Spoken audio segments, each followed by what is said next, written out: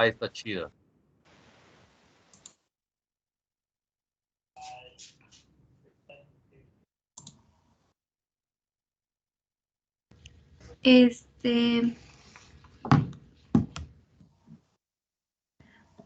Listo, ya se escucha, es que no agarraba mi micrófono. Te escuchas muy bien. Ok, bueno, nuestro tema es máquinas moleculares y vamos a presentar René González Garduño, Katy Belén Enríquez Lucero y Ana Lucía Guzmán Graf. Son los integrantes del equipo.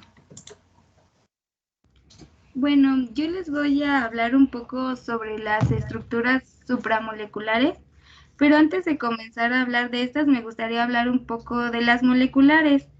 Bueno, antes de las estructuras supramoleculares están las estructuras moleculares, en donde los átomos se unen para formar moléculas a través de enlaces covalentes, como lo hemos venido pues estudiando. El siguiente nivel de organización son las estructuras supramoleculares. En las moléculas se organizan formando ensambles a través de interacciones no covalentes. Un ejemplo de este sistema clásico supramolecular es el ADN. Este está formada por bases nitrogenadas y van formando enlaces de hidrógeno por pares. Este es un ejemplo de una estructura supramolecular. Dentro de estas estructuras supramoleculares hay sistemas supramoleculares en donde estos están formados por más de una molécula, en donde hay interacciones entre diferentes moléculas que lo componen. Estas interacciones suelen ser interacciones no covalentes, como ya se mencionó, y un ejemplo de esto, al igual pueden ser los enlaces de hidrógeno o interacciones entre anillos aromáticos. Y lo interesante de esto es que ocurre un proceso de reconocimiento molecular. Un ejemplo de esto, como lo podemos observar en la imagen, en esta molécula lineal, a la que podemos llamar como eje, hilo, churro, y la otra, la bolita, a la que la podemos llamar como rueda, dona, aguja o anillo.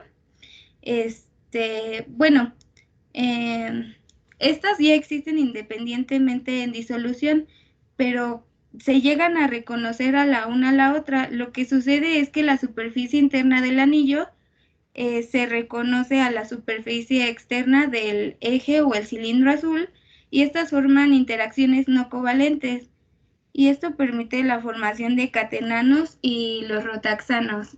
Siguiente, por favor.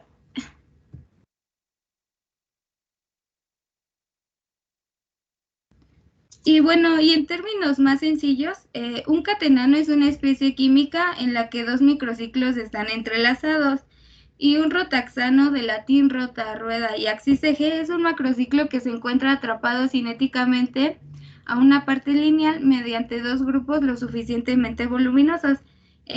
Nomás como paréntesis, esto conllevó a un premio Nobel para 3 científicos, para Donald Graham, para Charles Pedersen y para Jean-Marie Lee, por el desarrollo y uso de moléculas con interacciones estructurales específicas de alta selectividad en 1987. Aquí ya se puede observar que se empezaban a sentar las bases de lo que se venía para las máquinas moleculares. Posteriormente, en el año 2004, David Lee, en la Universidad de Edimburgo, diseñaron una estrategia general y sorprendentemente sencilla para construir satélites moleculares en los que la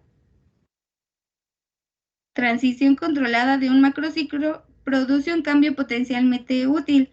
El diseño general para estas máquinas basadas en satélites moleculares, como lo podemos observar en la imagen I, en donde A y B interaccionan para producir una respuesta física, y del otro lado, al separar A y B, al igual tienen una respuesta física en donde se podría decir que se apagan mecánicamente. Funcionando el macrociclo, podemos conseguir que uno de los dos estados, como en la imagen I, los grupos funcionales A y B estén lo suficientemente cerca como para interaccionar y producir una respuesta física. Este diseño ofrece la posibilidad de apagar y encender mecánicamente cualquier propiedad física que dependa de la distancia entre los grupos. Un ejemplo de esto es conocido la desactivación de la fluorescencia. Esta es conocida ya que a la efectividad de la desactivación depende en gran medida de la orientación entre el grupo desactivador y el grupo fluoroforo y fluorocromo. Fluoróforo. Fluoróforo, sí, es que está muy bien enredada. Sí, hay muchos términos medio extraños, ¿verdad? Pero sí te quedan claros todos, ¿verdad? Sí. Ok. Bueno, los químicos han aprendido a controlar el tamaño y forma en gran variedad de los materiales de escala molecular a través de las estrategias denominadas de abajo arriba, y así han sintetizado materiales moleculares y polímeros que presentan propiedades físicas de gran interés. Bueno, esto ya se había mencionado en otras exposiciones y básicamente significa sintetizar las moléculas más grandes usando moléculas más pequeñas. Siguiente, por favor. Y bueno, en la nanoquímica constituye una herramienta de valor incalculable para la elaboración de máquinas moleculares. Pronto se podrá proveer a los físicos del estado sólido y a los ingenieros electrónicos de pequeñas piezas podrán utilizarse como ladrillos a escala molecular para la construcción de nuevos dispositivos electrónicos miniaturizados con respecto a los actualmente utilizados. Y durante los últimos años, sí, gracias. Y durante los últimos años la química ha evolucionado hacia un modelo más como multidisciplinario que ha llevado a la fusión de los campos clásicos representados por la química orgánica, la química inorgánica, la química física, etcétera. Por otra parte, también se han desarrollado extraordinariamente las interfaces entre la química y otras áreas de interés como la física o la biología, y campos relativamente nuevos como la química supramolecular. Esto nos ayuda a las aportaciones de la química y las disciplinas emergentes nos ayudarán a desarrollar más estas nanociencias y estas nanotecnologías. Siguiente.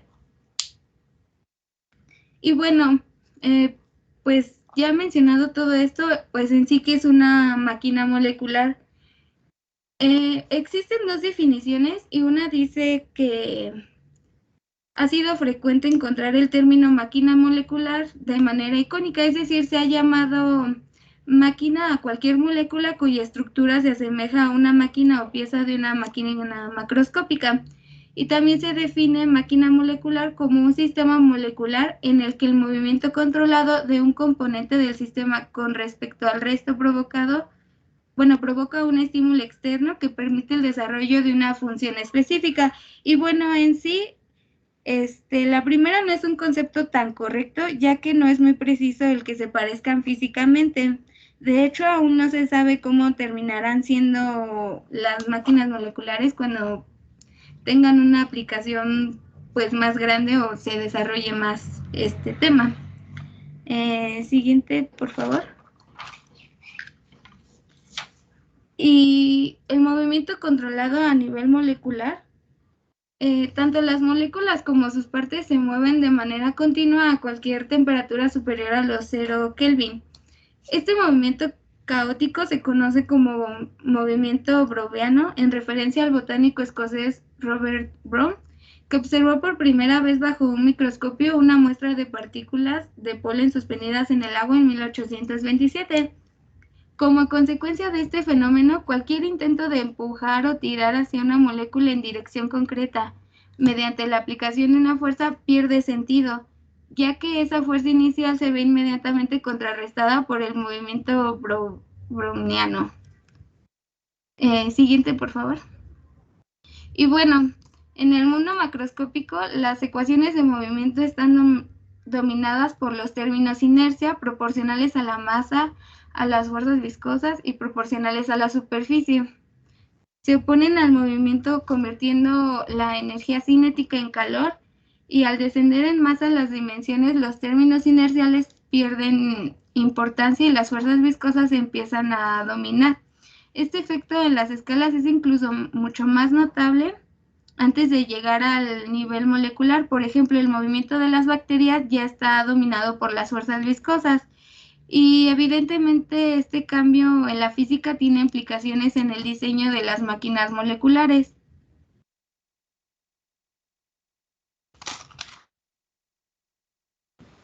Bueno, nuestro organismo está formado por conjuntos de células que a su vez tienen células pequeñas más adentro.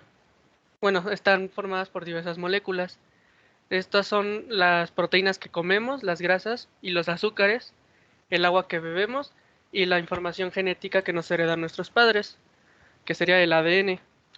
Dentro de nuestras células también hay máquinas moleculares. Estas moléculas son proteínas muy complejas, pero de tamaño minúsculo.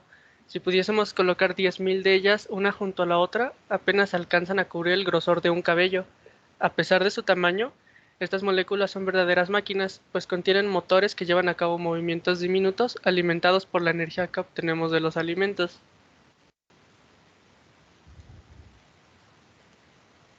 Ahora vamos a presentar un pequeño video, una animación de una máquina molecular que está dentro de el proceso de replicación del ADN.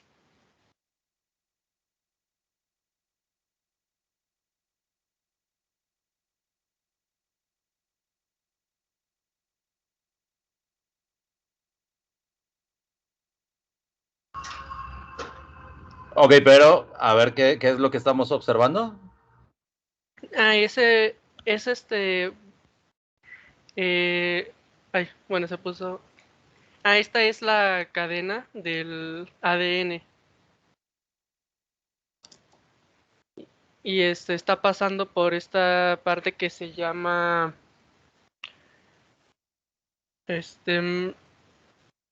Por aquí lo tengo anotado. Bueno, pero esta parte azul es la máquina molecular, o lo que se le consideraría máquina molecular, y lo que hace es girar. Y bueno, va girando muy rápido y lo que hace, se podría decir que es como desenredar la doble hélice para, pues, la separa de un lado y del otro para formarla o duplicarle el ADN. No es algo tan simple como lo estás describiendo, pero sí, ¿no se llamará ARN polimerasa? Sí, creo que sí. Bueno, yo lo leí como el ARN mensajero, Ok. que era, bueno, en ese proceso en el que se separa y lo duplica, uniéndolo a otra cadena. Pero no es una duplicación así tan en automático. O sea, como tú dices, No. esta proteína se comunica con el ARN mensajero, llega a otro lado y así, ¿no? O sea, no es un proceso tan trivial. Pero vamos, esta molécula se parecería a lo que ustedes dicen que es una máquina molecular en el sentido de que va recorriendo la cadena de la doble hélice, la va desenrollando y después la va construyendo de nuevo. La cadena se vuelve a unir, ¿no? Entre los fragmentos del ADN. Entonces, eso estaría haciendo las veces de un mecanismo a nivel molecular. ¿Ah?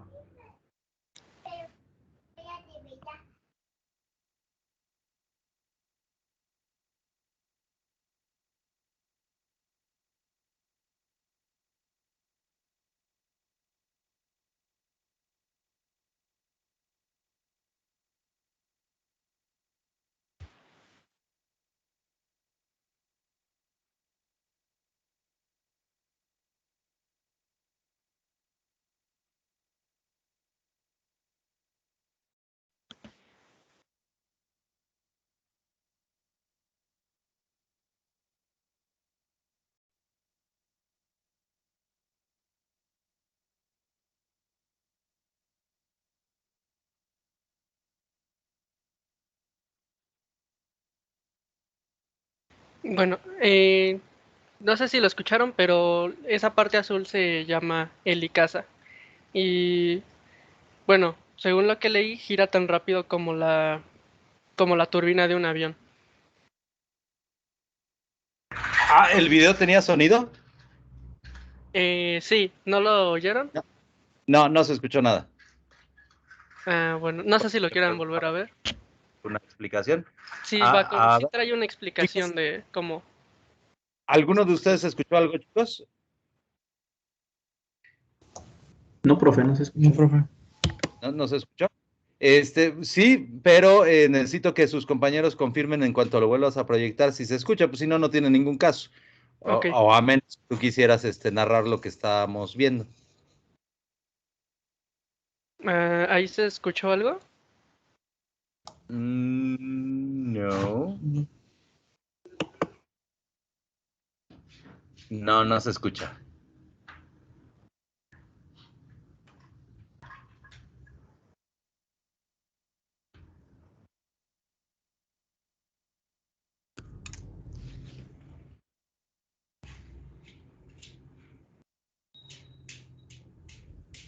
¿Quiere que lo explique o pasamos? Es que está en inglés, o sea, bien explicado en inglés. Adelántale al video para que aparezca una imagen representativa y si puedes explicarnos un poco. Ahí, fíjense chicos que hay un fragmento en el ángulo superior, bueno, aquí ya no se ve, el que se ve en verde más oscuro, que continuamente está yéndose y viniendo. No sé si quieras abundar un poquito. ¿Este de aquí? Ese mero. Por lo que entendí es una proteína que va juntando la cadena. Y bueno, esa proteína, al final por lo que entendí que pasa es que se van juntando y se va haciendo otra cadenita del ADN y es con el que se forman los cromosomas. No es otra cadena de ADN. El Bueno, la ADN enrolla. lo lee esta proteína al ADN y se va generando una molécula de ARN, ese es justamente el ARN mensajero. Después, el ARN va a ser capaz de replicar al ADN. Lo que pasa es que hay una base que no contiene el ARN, tiene en su lugar un sustituto. El ARN tiene un uracilo en lugar de, ay, no me acuerdo cuál es, no me acuerdo si es la adenina o cuál, pero bueno, el caso es que el ARN tiene una secuencia diferente de nucleótidos y a la hora que se transcribe de nuevo en el ADN, ese uracilo otra vez se expresa en forma de otra de las bases que tiene el ADN, ¿va? Pero vamos, hace falta el trabajo que está llevando a cabo esta máquina molecular en estar desenrollando, estar transcribiendo la información hacia el ARN.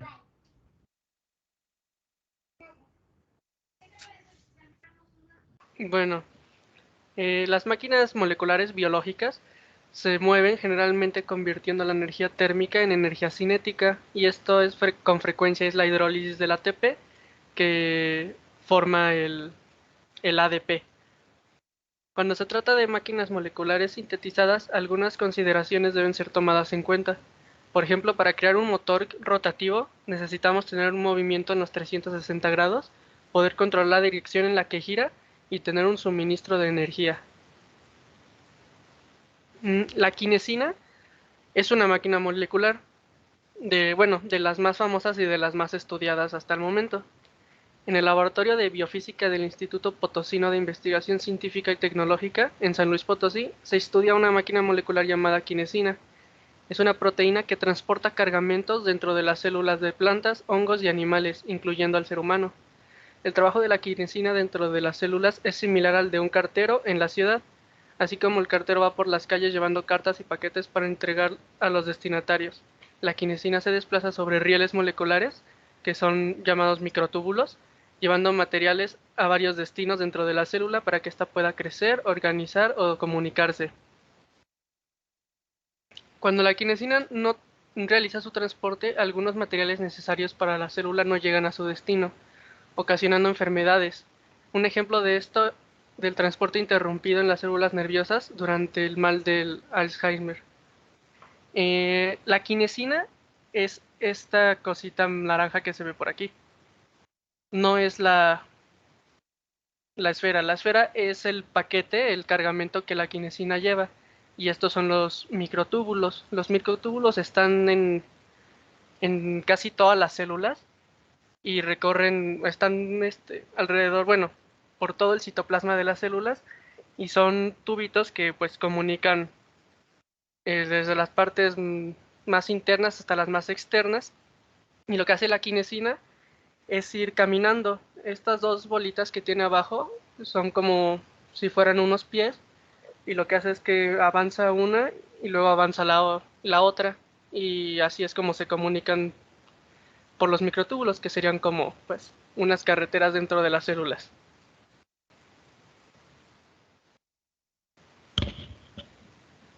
Las máquinas moleculares biológicas son una clase de máquinas moleculares.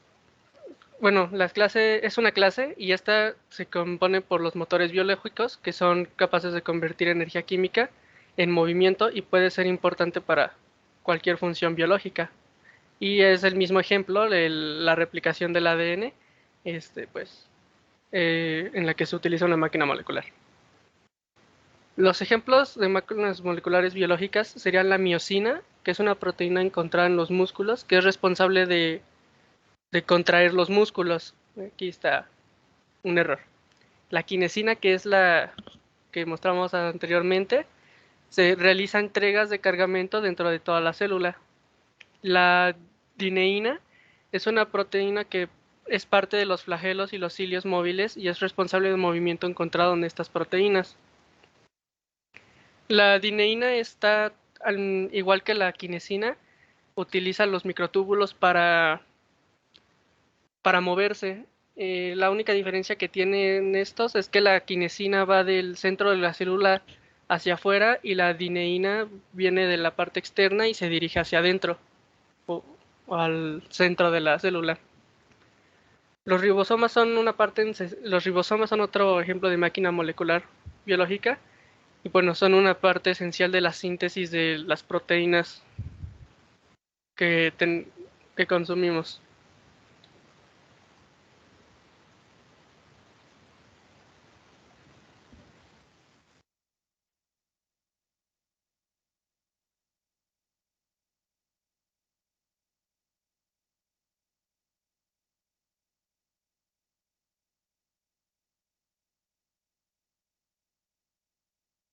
¿Todo bien, chicos? Sí, un momento.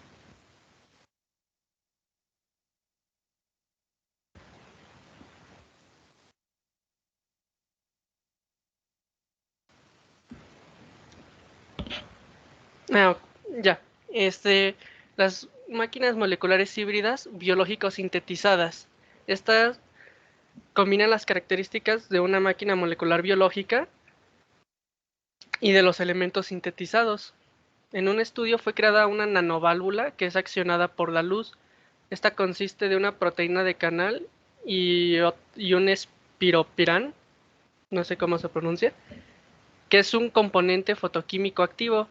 Esta máquina molecular híbrida fue utilizada para controlar el movimiento de solutos a través de una bicapa de lípido, y la luz UV cambia la hidrofobicidad de la proteína del canal y ésta se abre. La luz visible invierte este proceso de modo que el canal llegue a ser cerrado.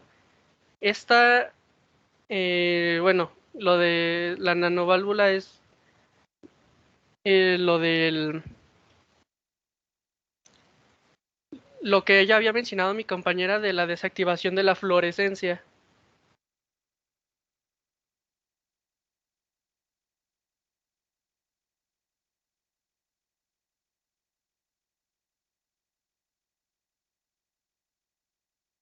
Las máquinas moleculares sintetizadas. Bueno, estos son como los más famosos, o de los que más imágenes hay, o como podemos ver la imagen de pues lo de un carro que tiene motores rotatorios, que en este caso simulan lo que serían las ruedas. Y bueno, las máquinas moleculares sintetizadas serían los motores, las hélices, los interruptores moleculares, que igualmente son moléculas que pueden existir en dos formas, variadas por condiciones tales como el pH, la luz, la temperatura y la corriente eléctrica. Las pinzas moleculares, que bueno, son máquinas que lo que hacen es pues simulan como si fueran unas pinzas, lo que hacen es se juntan y pueden agarrar otras moléculas.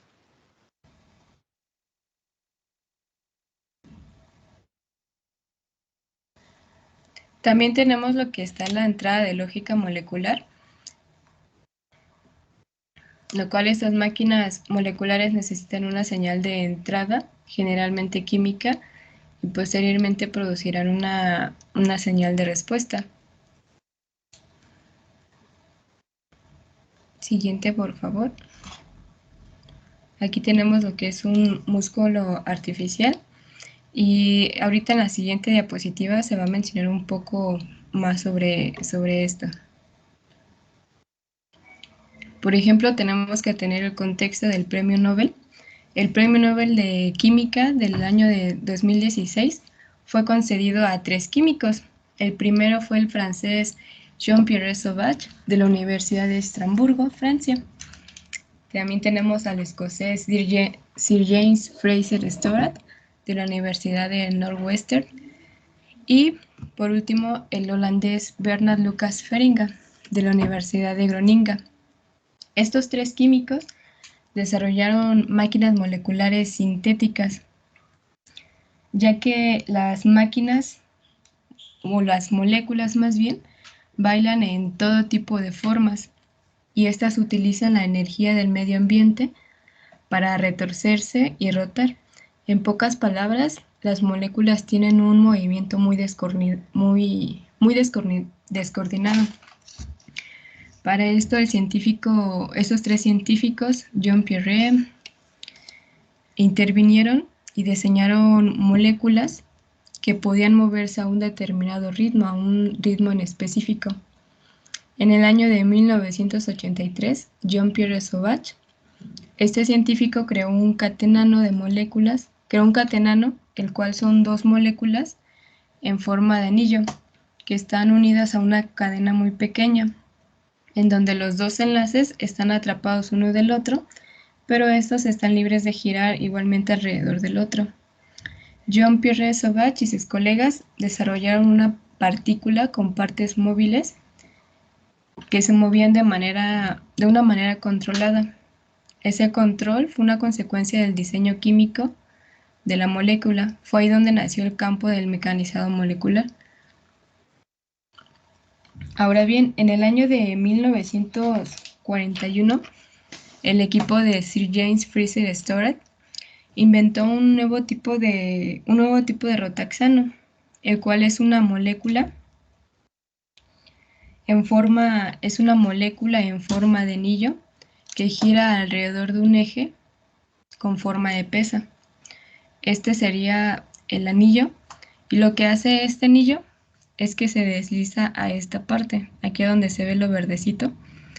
Entonces está de aquí para acá, haciendo ese movimiento. Se desliza a lo largo de la pesa, trayendo un nuevo tipo de movimiento hacia las máquinas moleculares.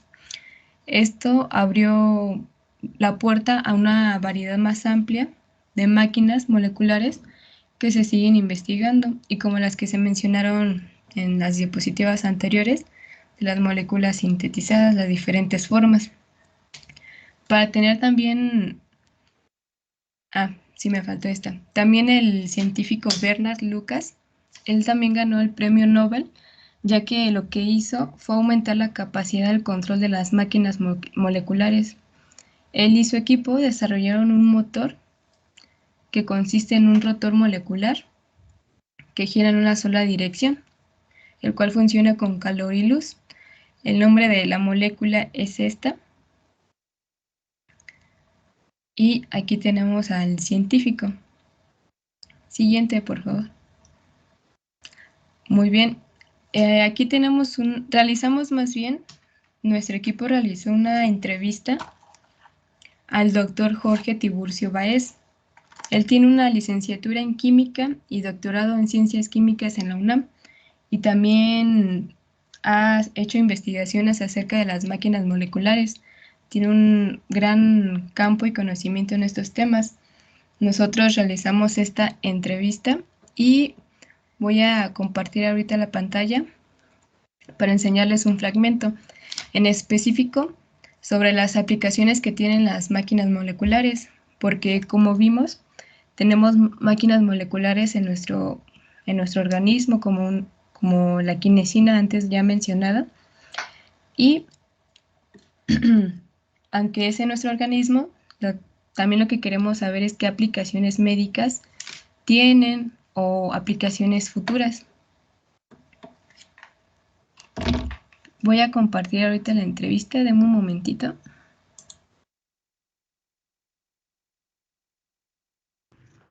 ¿Qué tal les cayó el tibu? Pues es buena onda. Sí, ¿verdad? Ujú. Bueno, de aquí lo que lo comparte, bueno, el doctor Jorge, si les interesa más de este tema, invitó a todo el grupo a una conferencia virtual el 2 de diciembre dada por David Lee. Pues él es un científico que se especifica en esto de las máquinas moleculares. Si están interesados, nomás pueden, lo que tienen que hacer es entrar a la página del CineStab, registrarse y eso es todo. La videoconferencia va a ser por Zoom y pues nada más, un pequeño paréntesis. Así es, ya se ve la Todavía no. pantalla. Ah, ¿todavía no?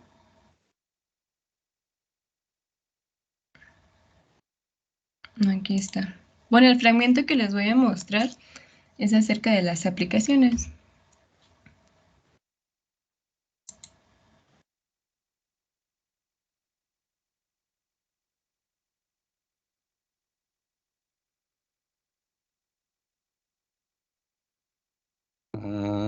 Creo que vamos a tener otra vez el problema del audio.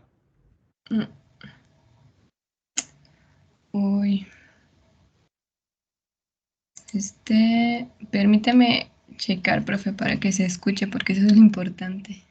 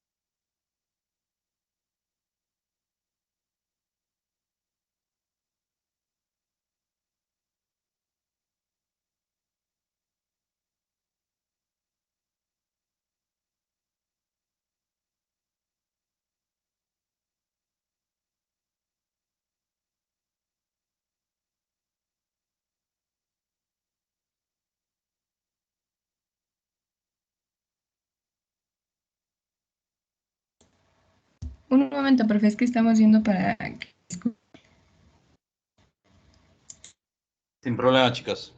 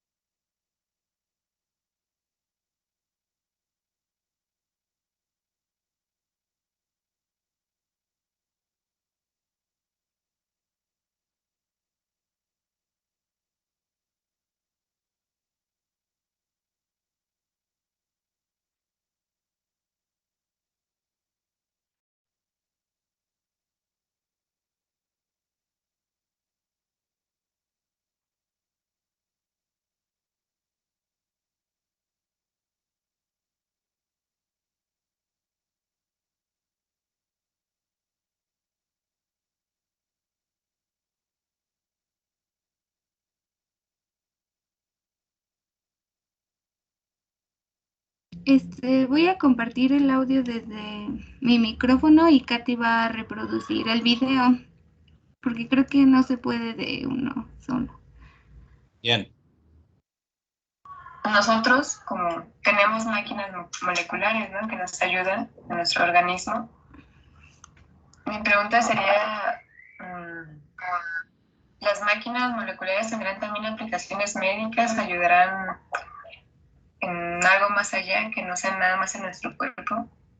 Sí, yo creo que sí, yo creo que, por ejemplo, una de las primeras cosas que le veo posibilidades es en drug delivery, en la entrega específica de fármacos, en la conducción, en el transporte de alguna parte del cuerpo a otro, en reparación de tejidos, en destrucción de virus, por ejemplo, ahora que por eso estamos así, ¿verdad?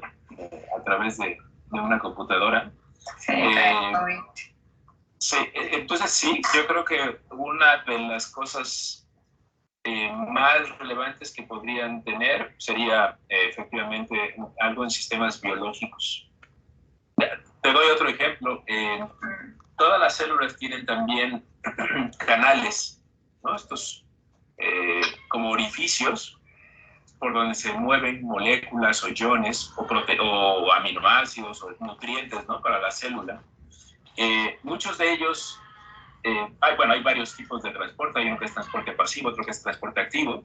En el transporte activo lo que tú tienes es algo que ayuda a transportar, a mover una cosa de un lado a otro.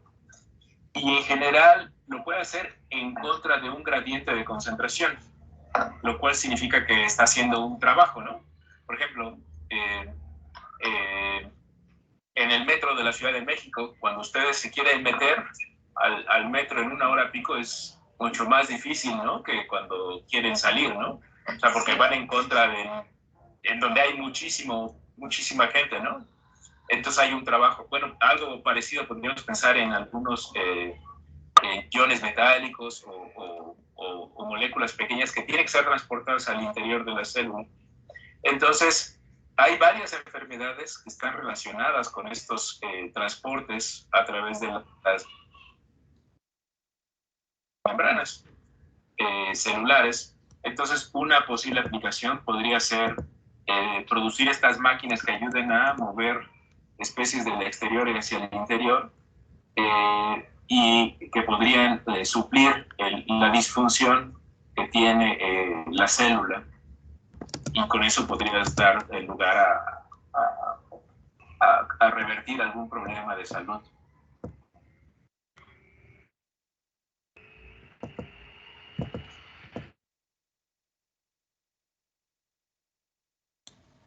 ¿Sí se escuchó bien, profe? Sí, muy bien. Ok. Bueno, es que en mi audio se escuchaba desfasado, pero lo que mencionaba, bueno, como escuchaban, eran las aplicaciones, que pueden haber aplicaciones, pues, médicas, que nos van a ayudar pues que van a ser muy benéficas, ¿no? También para la salud y también para otros. Tienen muchas aplicaciones, más bien. No hizo tanta falta el video porque pues, se la pasa manoteando, ¿no? Entonces, sí, lo importante es lo que dice. ¿Se acuerdan que ya habíamos platicado un poco acerca del transporte que había descubierto Pedersen con el éter corona? Básicamente lo que él dice es algo parecido. Si tenemos el transporte de un medicamento, pues lo podemos encapsular, por ejemplo. Pero también está el transporte activo, que sería el caso de la molécula que nos puso su compañero, que anda dando así como pasitos, ¿no?, a través del túbulo celular. Entonces, pues hay mucho que idear todavía, hay mucho que ver. ¿Qué tanto más tienen, chicos? Los dejo. Ya llegamos a las conclusiones. Sí, así es. Bueno, conclusión tenemos que, como hemos visto, pues realmente los humanos somos capaces de crear sistemas moleculares en los que las posiciones de sus componentes pueden ser controladas a voluntad, como lo hicieron estos tres científicos, John Pierre, Sir Stoddart y Ben Feringa, que controlaron un movimiento, ya que las partículas se mueven de una forma descontrolada. Incluso también podemos afirmar que estamos dando los primeros pasos hacia nuevos tipos de materiales. Y aunque aún queda mucho que investigar acerca de las máquinas moleculares, pues lo que se busca es que ya tengan ya aplicaciones pues físicas y no solo se queden los estudios pues en laboratorios o haciendo pruebas, sino ya se puedan usar. Y eso sería todo de la exposición o la conclusión. ¿Cuál dirían ustedes que es la dificultad para llevar a cabo la síntesis de estas máquinas moleculares?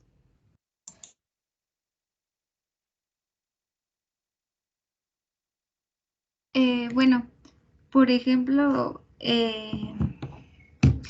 que es muy complicado porque, por ejemplo, un reloj, bueno, como lo dice, pues todavía no se pueden controlar como a tal porque cualquier, ay, es que como lo digo,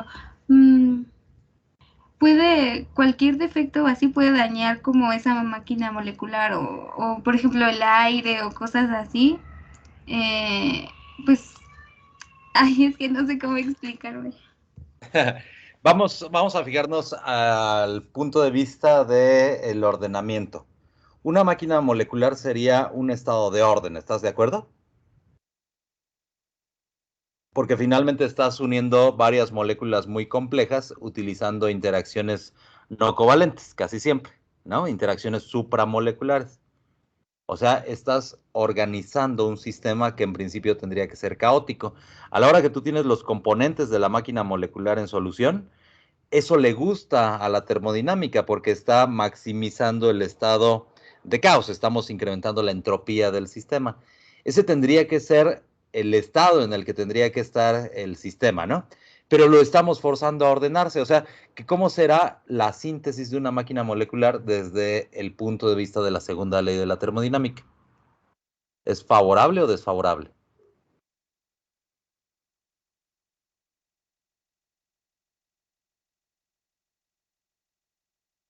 ¿Ubican la segunda ley de la termodinámica? No, profe.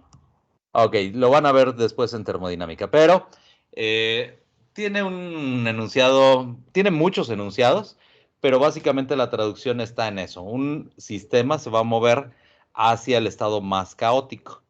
O sea, el estado final para cualquier proceso en el universo va a ser el estado caótico. Es el estado más probable. ¿Cómo es la síntesis de una máquina molecular? No me está llevando hacia el estado más caótico, ¿verdad? No, pues busca orden, ¿no? Lo Exacto. controlan más bien, porque es un movimiento natural y descoordinado. Así es.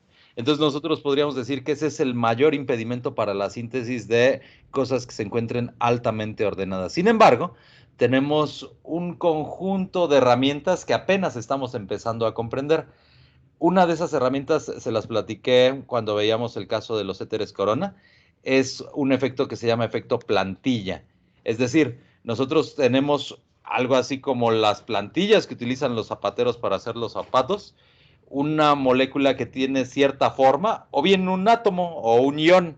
Nosotros veíamos que la plantilla podría ser el catión potasio.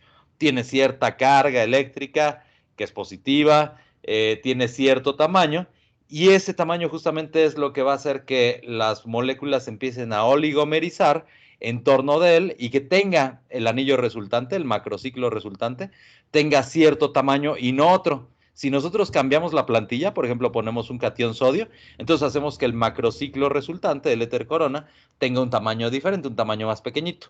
Y así, hay otro conjunto de herramientas que les digo, apenas estamos empezando a comprender, pero que nos ayudan a ir, digamos, en contra de la segunda ley de la termodinámica. Nada puede ir en contra de la segunda ley de la termodinámica, pero lo estamos capoteando de cierta manera, nos estamos yendo por los callejones que son permitidos y no somos los primeros en hacerlo. Por ejemplo, ustedes podrían decir, ¿qué molécula tan complicada es el adenosintrifosfato, el ADN, etcétera? ¿A partir de qué los fabrica la célula? ¿O a partir de qué los fabricamos en el planeta Tierra? En general, las moléculas complejas no son fabricadas por los organismos animales, son fabricadas por los vegetales, ¿no? Vamos a fijarnos en la simple molécula de la glucosa, es una molécula ya bastante complicada, ¿no? Pero, ¿a partir de qué la sintetiza una planta? La hace a partir de CO2 y agua. Ahora, ¿qué pasaría si nosotros quemáramos a la glucosa? Lo hacemos de cierta forma indirecta al llevar a cabo nuestro proceso metabólico, ¿no? Nos alimentamos nosotros de la glucosa, es la que nos da energía, y la convertimos en productos de combustión, CO2 y agua. O sea, nosotros estamos haciendo el proceso contrario al que hace una planta. Nosotros a partir de la glucosa fabricamos CO2 y agua. La planta a partir de CO2 y agua fabrica la glucosa. ¿Qué será más complicado? ¿Cuál de los dos procesos?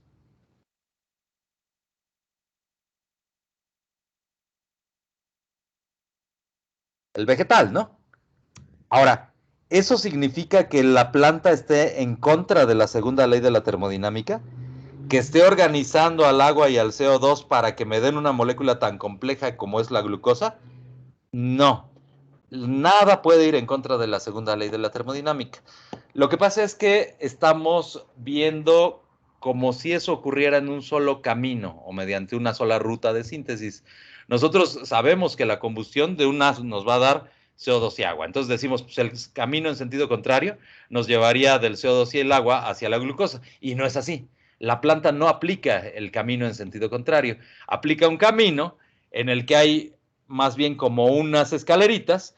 En cada peldaño de las escaleras, la planta lo que va haciendo es modificar alguna parte de una sustancia y entonces en conjunto nos va a llevar a algo tan complejo como lo sería la glucosa, pero no ocurre así en un solo paso. Entonces, en cada pasito hay varios ciclos catalíticos muy complejos que van haciendo que se vaya ordenando el sistema para llegar a cosas tan complejas como de las cuales nos estamos alimentando. Ahora, varias de las máquinas moleculares que nos presentaron sus compañeros son cosas que existen desde hace millones de años. Finalmente, la naturaleza nos lleva de ventaja millones de años de evolución. Esas máquinas moleculares como la quinesina, etcétera, no podríamos decir nosotros que haya un control inteligente detrás de esa síntesis. O sea, depende también qué teoría evolutiva estemos abrazando y todo lo demás. Pero lo que sí es cierto es que al construir nosotros como seres humanos nuestras primeras máquinas moleculares, que eran del estilo de los rotaxanos, cosas muy sencillitas, empezamos a ver que en la naturaleza ya existían en realidad esa clase de mecanismos que llevan a cabo trabajos muy complicados. Y entonces nosotros también entonces estamos empezando a entenderlos, a tratar de replicarlos. Eso que les decía el profe Tibu es en cuanto a una aplicación muy sencilla, ¿no? El transporte de nutrientes, de cosas que hagan falta en la célula para suplir cierta deficiencia, por ejemplo, causada en alguna enfermedad. En el Alzheimer, por ejemplo, parece ser que el problema es una concentración elevada de aluminio al interior de las neuronas. Entonces, nosotros podríamos utilizar máquinas moleculares para que empezaran a secuestrar el aluminio o cualquier contaminante que se encuentra al interior de la célula, y hay varias formas de hacerlo. Puede ser un transporte pasivo, o sea que los canales de iones que tiene la célula vayan agarrando a ese atomito, a ese ion, y lo vayan mandando hacia afuera, ¿no? O bien puede ser que tengamos un transporte activo, algo que de plano se enlace al átomo de aluminio y lo empiece a obligar a que salga de ahí, ya mediante una molécula como la que nos mostraba su compañero que tiene así como sus piecitos, ¿no? Entonces, esa es una aplicación inmediata. Posteriormente, ya que logremos entender cuáles son las cosas que gobiernan la síntesis, podríamos ensamblar a estas máquinas moleculares, que no dejan de ser algo parecido a las máquinas simples que estudiamos en los cursos de física de la secundaria, y llegar a mecanismos más complejos, ¿no? ¿Se acuerdan de esta película de Yo Robot, que fue basada en una novela de Isaac Asimov, se llama así la novela, en la que Isaac Asimov ya plantea que existen unos nanobots, ¿no? Que podrían ser capaces de hacer cosas como lo que les decía, o sea, andar removiendo contaminantes, metiendo nutrientes, pues no sé, atacando de forma directa a un tumor canceroso, restableciendo conexiones neuronales, lo que sea, ¿no? O sea, el límite está en la imaginación. Ahorita es una ciencia que está en pañales. Podríamos decir que fue Pedersen el que inició con los rudimentos de las máquinas moleculares, pero fíjense hasta cuándo se otorgó un premio Nobel para estas investigaciones. Fue hasta el año 2016 para este Stoddart, no, se llama Stoddart, es Stoddart y Faringa, ¿no? O sea, fue hasta el año 2016. Más o menos el premio Nobel se otorga por ahí de unos 10 a 20 años después de que ocurrió el trabajo por parte del investigador. O sea que apenas estamos empezando a reconocer que sí servía de algo esto de las máquinas moleculares. Ahora, de aquí a que logremos desentrañar todos los misterios, va a pasar buen rato. O sea, yo creo que en los próximos 50 años apenas iremos haciendo los primeros adelantos en estas maquinarias más complejas que les decía. ¿Sale? ¿Alguna duda por parte de sus compañeros o por parte de ustedes que fueron el equipo que expuso, chicos?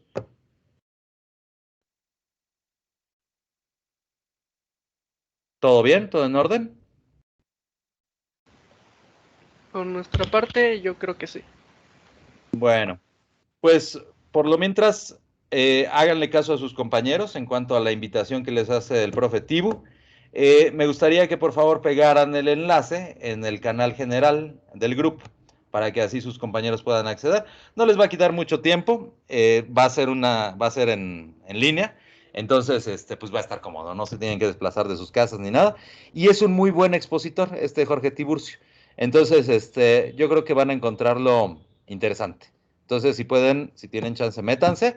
Y por parte de sus compañeros, ¿tienen algo adicional, alguna dinámica, algo por el estilo, chicos? Sí, profe, realizamos un crucigrama Ok. y ahorita les mandamos el link para que lo puedan realizar. Ok, entonces voy a dar fin a la grabación, chicos. Vale. Sí, profe.